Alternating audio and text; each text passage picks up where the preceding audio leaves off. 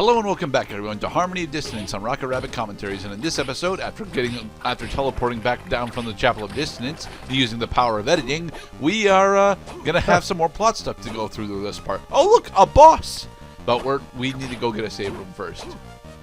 Awkward jump cut because we don't need to see the backtrack for the upper chapel. Just know that we showed up where the Eye of Vlad is. Also, the balloons get bigger. The balloons separate into smaller balloons, is what's going on. Oh look, more decor pieces. Pop. Fizzle, fizzle, fizzle, fizzle, fizzle. The gold trinket, which is more or less just the gold chandelier. The candelabra. It's a balloon fish. No, it's a jellyfish. No, it's a balloon fish. And it's flying through the sky. And over here is the silver trinket, also known as the silver chandelier. Gold chandelier. Silver chandelier. Gold trinket. Silver trinket. But which one do I use? Depends. Do you want an expensive evening or a noble evening? Heh. Fizzle, fizzle, fizzle, fizzle. Whoa, white dragon. Yes. That's not the first white dragon we've seen. It's actually the second one, but we skipped over talking about the first one because it was super early on. Reminds me of a Unfortunately, meme I saw. the save room connected to this boss fight is over here, so we have to climb all the way up through this room again in order to remember this discolored wall. It is important. Well, how am I supposed to remember it? They put the forgetting colors in the picture. If you see red and green, that means that the image designer is trying to get you to forget whatever you're looking at. Bastards.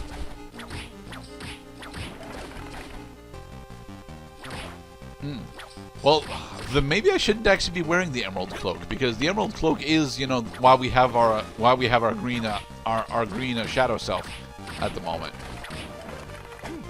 Well, I'll put it to you like this. Hey, Gerda, how was your time playing Harmony Dissonance? Well, I tried using the emerald cloak cloud, and you know, that was interesting. Okay, how much of it do you remember? Not much. All right, here we have one of our boss enemies that will later become a not boss enemy, the devil. Yep. You see, and the devil is colored conversely with the colors of memory, blue and orange. And just like a good lesson in trying to get you to pay attention, this is important. We will see this character again. We will remember him, and we will be prepared for his bullcrap. We will be slightly more prepared for his bullcrap. Devil is honestly one of the harder bosses in the game, simply because he is one of the few enemies that actually can inflict curse on you relatively easily, specifically by touching him. So, as Juice, you want to stay, you know, effectively at maximum whip range and counterattack his laser by getting behind him.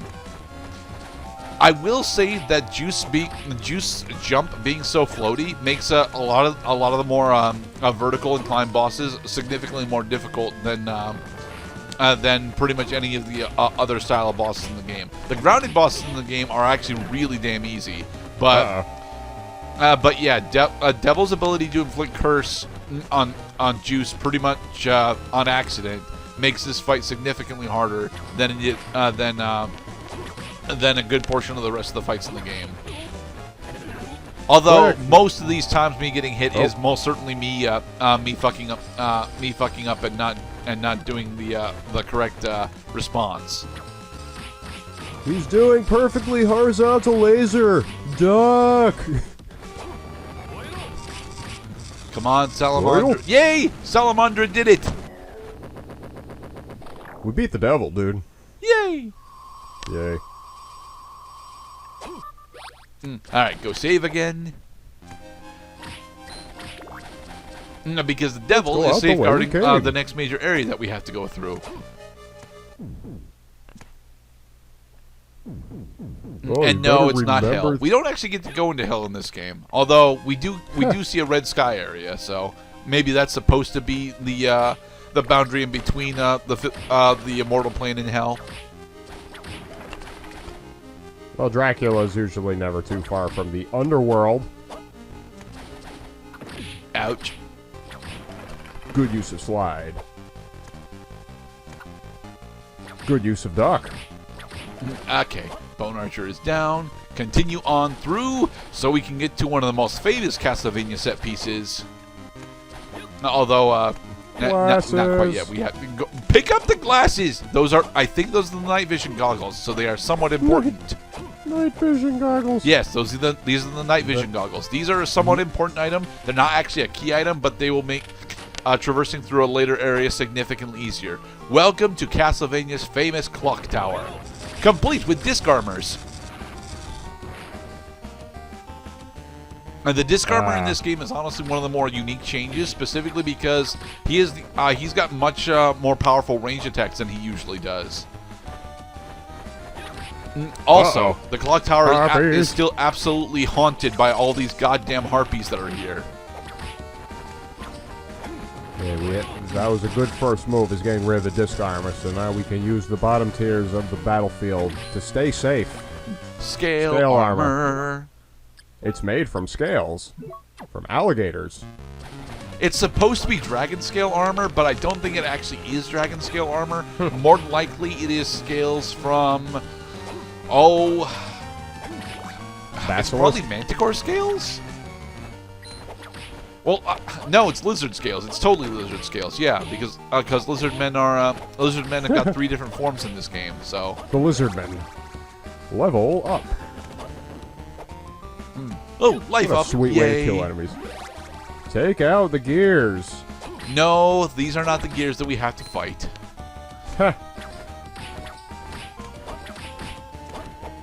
to fight gears. There is exactly one sequence of us having the two quote unquote fight gears in this game, and it is very important that we do that sequence, but we won't be getting to that sequence for quite a bit yet. This gear is spinning faster. Oh, our first hint card! Yay! In order to read the hint cards, you have to go into your item menu, and then some spells can be cast multiple times. I have already covered that, though, so there. I'm sending you a playing manual. Hope you find it useful. I'll take a look at it. Thanks.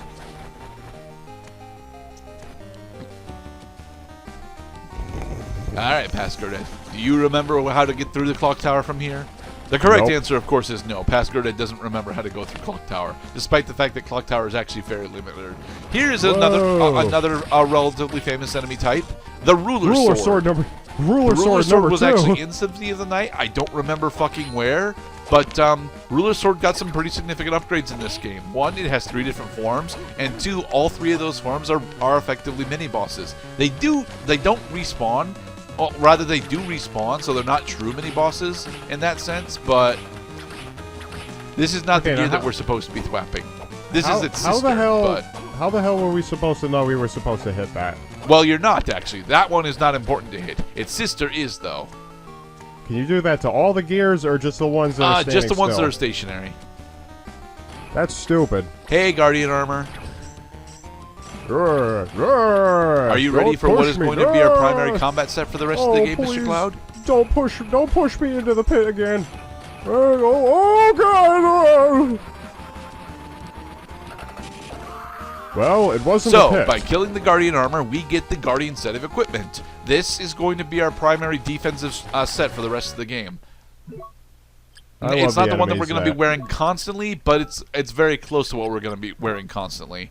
Because, well, just look at how much more defense we have. We had like 80 defense, now we're up to 115. Yay! I love the enemies that you don't kill them by attacking them directly. You kill them by using another thing that is incidental to hitting them, kind of like. Well, we do kill him by attacking him directly. We just don't deal damage to him. The armored soldier from Sekiro, yes, that is a great example of a boss that, right, you don't deal damage to him, but you use other things that are incidental to hitting him, like ruining his posture, his position, and putting him close to the edge of the pit, so it's actually the pit that kills him. That wall is also very important. Don't forget that wall is there. I really wish that this game actually used the system that we would get in later games where we have the ability to place pins on the map. Antique table. Oh, so you can mark places where you've been or places of interest. See, that Not would in this game, sadly. And, Yeah, later games in the we series forgive would this do game. that, and it is honestly extremely helpful for the casual player, even though I personally always forget to use it. It makes sense. Yeah, it's not in this game. Specifically, it's in Curse of Darkness, and it's a really good thing that it's in Curse of Darkness, because I don't think people would have found out how to get the special pumpkin familiar without it. Ding, ding, ding, ding, ding, ding, ding, ding. Yes, the other big thing that we got access to with the Silph Feather is we have the ability to dive kick enemies now. The dive kick is important for exactly one room in the game, but we won't be seeing that for a little bit. And here we have our next boss, the Giant slime. Max Slimer. He's gonna curse you. Don't touch his balls. I don't think Max Slimer, when he touches you, actually curses you in this game, nor does he poison you. Max Slimer is honestly a joke of a fight, but the big thing that you have to worry about is the fact that every time that you deal damage to him, he shoots out tiny slimes. And you have to destroy the tiny slimes with Salamandra. Well, with Yep, anything, because, you know, they have, like, negative HP, but... Yeah, just like in Paper Mario This fight 1. is honestly made such a joke because we have this Silph Feather, and because our damage output is relatively high. Not for this point in the game, just relatively high in general. Just make sure that you're paying attention to where the tiny slimes are being thrown at, and you should have no problems in this fight. I think he's getting smaller. He is definitely getting getting smaller. I'm not sure if he's getting slower. Well, you know, it makes sense if he was actually moving faster, because the boss fight should get more difficult as you get closer to killing the boss. I was really he's hoping on the the ceiling. Salamander would finish him off there, but it did not. Use an area of effect ability, like one of your superstar powers, and attack all foes on the screen in order to kill off the 1 HP enemies before they reunite with Max Slime. Yay! We got the good Good. reward.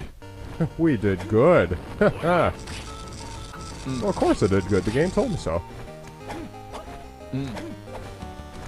I really wish that the harpies weren't so ubiquitous throughout the clock tower. They hit relatively hard, and they're very difficult for Juice to take down. Here is the Feather Demon, also known as Malthus. Maleficent. Now he would be upgraded into a boss when we get over to Aria Sorrow. No, it's not. No, he's not a boss in Aria. He is a support soul in Aria. In Dawn, he becomes a boss again. He was a boss in Symphony of the Night. At least I think Malthus was a boss in Symphony of the Night. I don't really remember all the bosses in Symphony of the Night because I've only actually played through it entirely like twice. No, you say that having the harpies be ubiquitous in this tower is a nuisance. I think that's a good design choice. Death has returned! Yes, I do. What about him? I believe that man has discovered objects that hold my lord's powers. You mean Dracula's remains? My lord's fragmented remains? Now it makes perfect sense. What on earth are you talking about? You have provided me with an answer, so I shall reward you with an explanation. It's simple. This castle is a creation of Maxim's will. What? But he's not capable of such a feat. True of the original Maxim, but possession of my lord's remains changes everything. The castle's 2 spirits now embody my lord's powers. The castle's 2 spirits? 2 spirits exist now within his body. His original spirit and a wicked spirit born from my lord's remains. What a ridiculous notion. And so, 2 castles were burned to embody the 2 spirits. Of the 2 spirits, the wicked one wanted the castles most. Wait a minute, what do you mean by 2 castles? Ignorant mortal, don't you realize that this castle has 2 layers? I don't want to have anything more to do with you. Farewell! Wait, are you running away from me? This castle as is now is a transient one. I must go and aid its completion. Bye, Bye-bye. And so death has spelled it out for us. There are 2 castles, and our teleporter sent us to the second one, and the other teleporter sent us back to the first. And now we are back in the second castle. This is what Death meant when he said there were 2 castles. Be safe, everybody.